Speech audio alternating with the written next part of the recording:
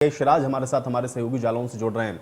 शिराज, अब से कुछ देर के बाद जो चुनाव प्रचार का शोर है वो थमने वाला है, लेकिन इस समय वहां पर राजनीतिक माहौल क्या है, अपडेट करें। आपको बता दूं कि चुनाव प्रचार आज जालौन पर कल सभी राजनीतिक पार्टी के साथ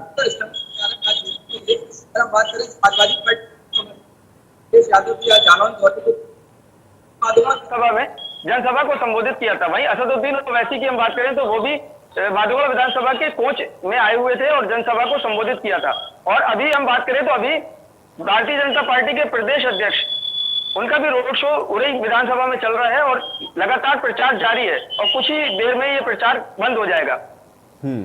सिराज, एक चीज और बताएं, चूंकि आप तो वहां पर मौजूद हैं, सभी बड़े चेहरों को हम लोग देख रहे हैं, अखिलेश यादव से लेकर के मुख्यमंत्री योगी आदित्यनाथ, और अभी आप बता रहे हैं कि वहां पे बीजेपी प्रदेश अध्यक्ष स्वतंत्र देव सिंह की मौजूदगी है, लेकिन मुद्दे वहां पर क्या है और ग्राउंड पर इस समय वहां पर जो सबसे ज्यादा आपको नजर आ रहा है वो क्या दिखा है? क्योंकि इस बार सभी पार्टियां अपने अपने जीत के दावे तो कर रही हैं, लेकिन जनता के बीच में चूंकि आप मौजूद हैं, मुद्दे इस वक्त वहां पर आपको क्या नजर आ रहे हैं?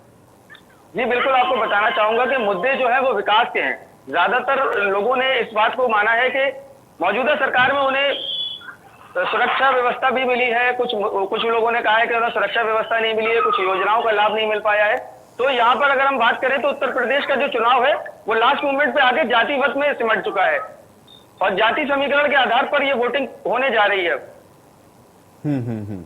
ग्राउंड पर आप बता रहे हैं कि वहां पे सुरक्षा या फिर जो मौजूदा सरकार है उसके द्वारा किए गए विकास के जो कार्य हैं उनको लेकर के आप ये कह रहे हैं कि जो लोग हैं वो मन बना रहे हैं, लेकिन सवाल इस बात का है, क्योंकि अखिलेश यादव को हम लोग सुन रहे थे, वो ये कह रहे हैं कि खासतौर से बुंदेलखंड की जो अनदेखी है वो इस सरकार के अंदर हुई है। बुंदेलखंड के अंदर जो समस्या सबसे ज्यादा लोगों को थी वो समस्याएं आज भी जस की तस बरकरार हैं। तो क्या लोगों के बीच में ये कनेक्शन आपको लग रहा है? अखिलेश यादव की इन बातों का वहां पर नजर आया, और किस तरह से वहां पर देखते हैं? राजनीतिक समीकरण भी थोड़ा वहां के समझाएं सिराज।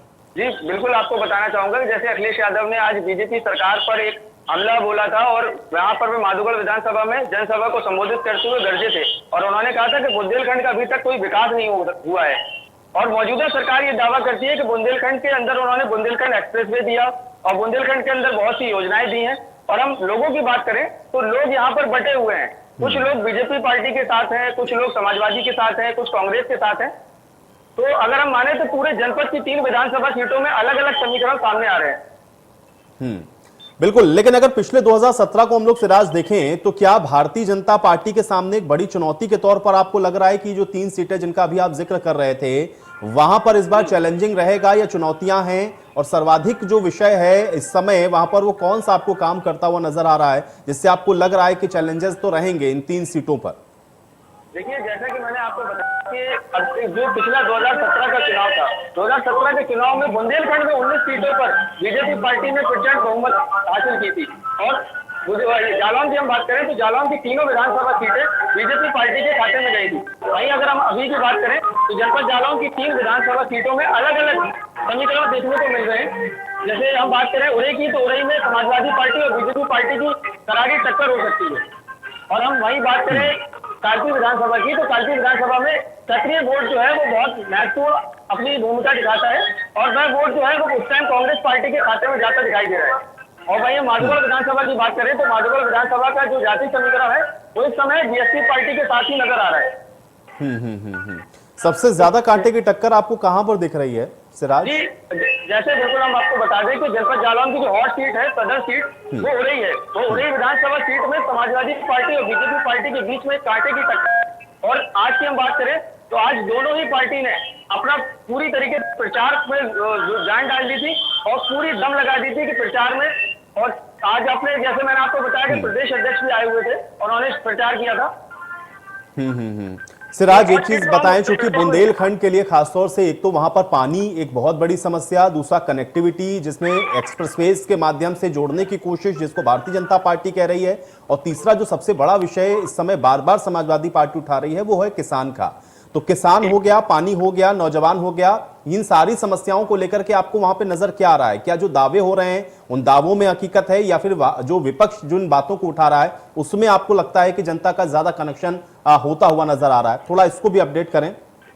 जी बिल्कुल, मैं आपको बताना चाहूंगा कि जालौन की जो जनता है वो विपक्ष के उठाए हुए सवालों पर ज्यादा कनेक्शन दिखा रही है और ज्यादा जुड़ती हुई दिखाई दे रही है, क्योंकि जो वादे किए गए थे वो कहीं हद तक पूरे नहीं हो सके हैं। तो कहीं ना कहीं विपक्ष जो बातें कर रहा है वो उस पर जनता जो है मूड बना रही है वोट करने का। चलिए सिराज, आप हमारे साथ बने रहिए। उमंग भी हमारे साथ जुड़े हुए हैं, मैं उनका रुख कर लेता हूं। उमंग, फिलहाल क्या अपडेट है आपके पास?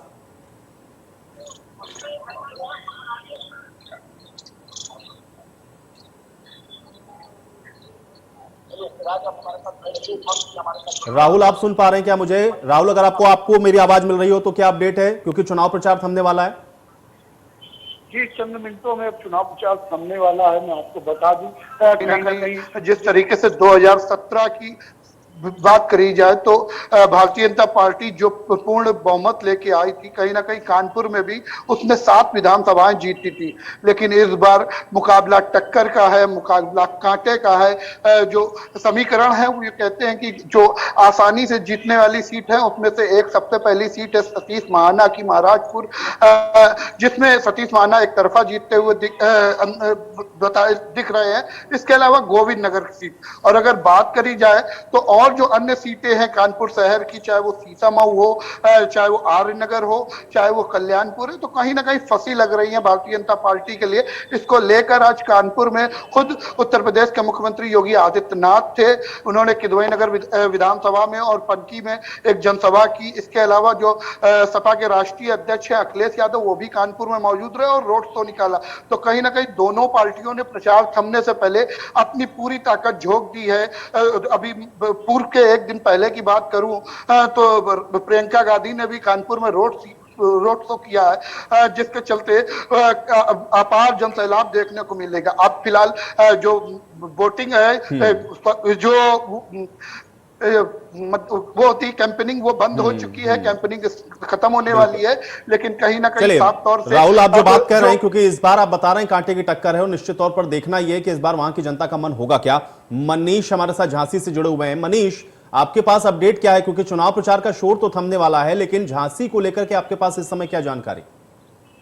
बिल्कुल, कुछ ही चंद मिनटों में ये जो चुनाव प्रचार है वो रुकने वाला है। साथ साथ झांसी की अगर बात करें तो झांसी में 4 विधानसभाएं सीट आती हैं और इन चारों में कांटे की टक्कर देखी जा रही है। हालांकि पिछले चुनाव में ये चारों सीटें जो है 2017 के चुनाव में बीजेपी के खाते में गई थी, लेकिन इस बार कड़ी टक्कर देखने को मिल रही है। खासतौर पर 2 सीटें ऐसी सीटें हैं जो कि एक अपना दल में गई थी, एक जो बीजेपी का सहयोगी दल है वो अपना दल में गई थी। मऊरानीपुर सीट वो कहीं ना कहीं खतरे में नजर आ रही है बीजेपी के खाते में या अपना दल के खाते में। और दूसरी बात, एक जिला विधानसभा है उसका भी एक कांटे की टक्कर उसमें देखने को मिल रही है, क्योंकि वहां पर राजीव सिंह पारीचा मौजूदा विधायक हैं और इसके साथ साथ जो चंद्रपाल सिंह यादव उनके बेटे हैं यशपाल यादव, उनकी बीच में समाजवादी पार्टी के बीच में टक्कर है। वो देखने ये बड़ा मुकाबला यहाँ देखने को मिल रहा है। बाकी जो सीट है सदर सीट में लगभग झांसी में सदर सीट को बीजेपी के खाते में आना लगभग तय माना जा रहा है, क्योंकि बहुत अच्छी स्थिति में है माने जा रहे हैं। रवि शर्मा जो है लगातार 2 बार से विधायक हैं यहाँ पर। तो झांसी की स्थिति ये है कि आने वाले समय 20 तारीख के बाद जो परिणाम निकल के आएंगे वो कहीं ना कहीं बीजेपी को कड़ी चुनौतियों का टक्कर देते हुए नजर आएंगे। बिल्कुल।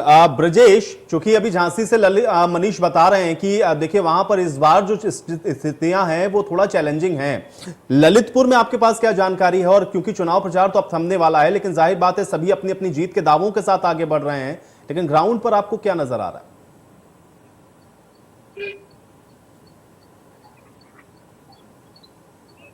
ब्रजेश, आप सुन पा रहे हैं? चलिए, ब्रजेश तक शायद मेरी आवाज नहीं पहुंच रही। मैं सुरेश का रुख कर लेता हूं, हमारे साथ औरैया से सुरेश भी मौजूद हैं। सुरेश, आपके पास क्या अपडेट है? चूंकि कानपुर में अभी राहुल बता रहे हैं कि वहां पर देखिए अभी इस बार बड़ा चैलेंजिंग रहने वाला है, क्योंकि कुछ सीटें ऐसी हैं जहां पे बहुत कड़ा मुकाबला है। औरैया में स्थिति क्या है, अपडेट करें। हाँ, देखिए, औरैया जनपद में 3 विधानसभा की सीटें हैं, औरैया सदर, दिलियापुर और बिधूना भी सीट पे। इसमें पिछले बार चुनाव में 2017 का जो चुनाव हुआ था उसमें समाजवादी पार्टी और भारतीय जनता पार्टी के बीच में बड़ी कड़ी टक्कर हुई थी। 3100 कुछ वोटों से भारतीय जनता पार्टी के प्रत्याशी विनय शाह के चुनाव जीत करके समाजवादी पार्टी को हराए थे।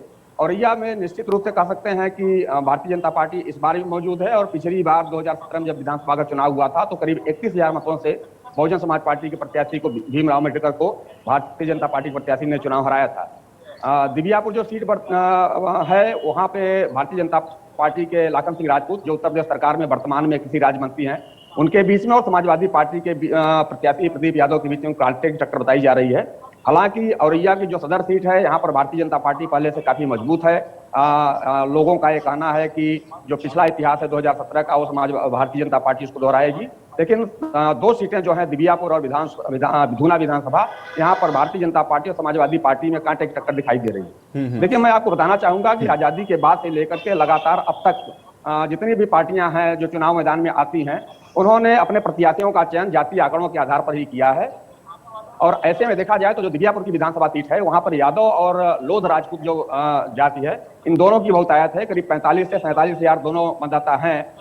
45 हजार मतदाता यादव हैं और 45 हजार के आसपास जो है राजपूत और लोधी मतदाता हैं। ऐसे में जो अन्य पिछड़ी जातियां हैं और दलित तथा ब्राह्मण और क्षत्रिय मतदाता हैं, इन पर निर्भर करेगा कि वो इनका रुख क्या होता है। फिलहाल जो देखने को और मिल रहा है, वो कवायद सुरेश हम लोग को दिख रही है, लेकिन अंतिम दौर में ही समझ में आएगा कि आखिर ये जो पार्टियां इस समय जो मजबूती के साथ अपनी अपनी जीत के दावे कर रही हैं, जनता का कनेक्शन उनके साथ हुआ कैसे है। ब्रजेश, आप सुन पा रहे हैं मुझे? ब्रजेश, ललितपुर में क्या इस समय स्थिति है, थोड़ा अपडेट करें, क्योंकि चुनाव प्रचार तो थमने वाला है, सभी अपनी अपनी जीत के दावे कर रहे हैं, वहां का थोड़ा विधानसभा का गणित समझाएं। बिल्कुल, आपको बता दूं कि ललितपुर की 2 विधानसभाएं हैं। दोनों ही विधानसभाओं पे इस बार बीजेपी प्रत्याशी और बसपा और सपा के बीच में कांटे की टक्कर है।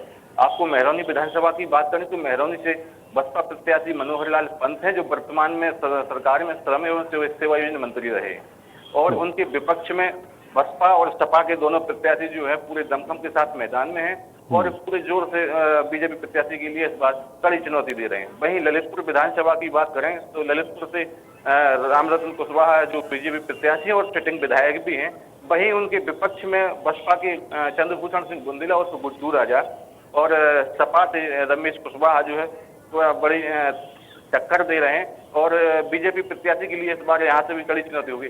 पूरे अगर बात की जाए तो ललितपुर से दोनों जो सिटिंग विधायक हैं, उनके लिए इस बार कड़ी टक्कर बसपा और सपा के प्रत्याशी दे रहे हैं। राहुल, चूंकि एक बड़ा चेहरा तो हमको दिख रहा है इस थर्ड फेज के अंदर, जिसमें हम लोग सतीश महाना के तौर पर देखते हैं, आप कह रहे हैं कि वहां पर तो खैर उतना ज्यादा चुनौती नहीं है, लेकिन पिछले बार का अगर हम लोग 17 का ट्रैक देखते हैं तो वो बड़ा अच्छा था, भारतीय जनता पार्टी के फेवर में थी वहां की जो सीटें रहीं। इस बार वहां पर परिस्थितियां क्या बदली हैं और क्यों आपको लग रहा है कि थोड़ा चैलेंजिंग होता हुआ इस बार कानपुर के अंदर भारतीय जनता पार्टी के लिए माहौल नजर आ रहा है 22 के अंदर? अपडेट करें इसको राहुल।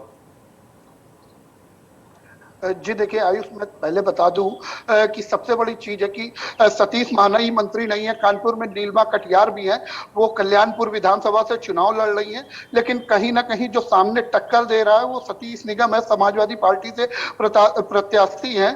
तो जो विरोध है, जो पब्लिक के बीच में ना जाना, ये एक बहुत बड़ा कारण बन के निकल के सामने आ रहा है, क्योंकि नीलमा जी पे जो आरोप लग रहे हैं इस समय, जो मतदाता है जो उनको वोट करना है, वो साफ तौर पर कह रहा है कि 5 साल से नीलमा जी ठीक है और क्षेत्र में क्या विकास किया।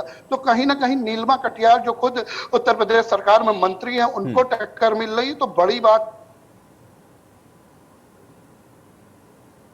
चलते ये सीट भाजपा के खाते में थी, लेकिन इस सीट पे भी टक्कर है। इसके बाद हम अगर बात करें हॉट सीट की, सीतामऊ हॉट सीट है, सीतामऊ विधानसभा, हम उसकी बात करें तो सीतामऊ विधानसभा में जो 3 बार से विधायक है इरफान सोलंकी, अपनी कहीं ना कहीं उनकी भी सीट फंसी हुई लग रही है, क्योंकि इरफान के सामने जो कांग्रेस कैंडिडेट आके खड़े हुए हाजी सुहैल, वो पार्षद है, पार्षद के बाद वो समाजवादी पार्टी में थे, लेकिन कहीं ना कहीं उनको लगातार समाजवादी पार्टी से सिर्फ आश्वासन मिल रहा था, जिसके बाद उन्होंने कांग्रेस ज्वाइन करी और कांग्रेस ज्वाइन करने के बाद सीतामऊ विधानसभा से प्रत्याशी हुए।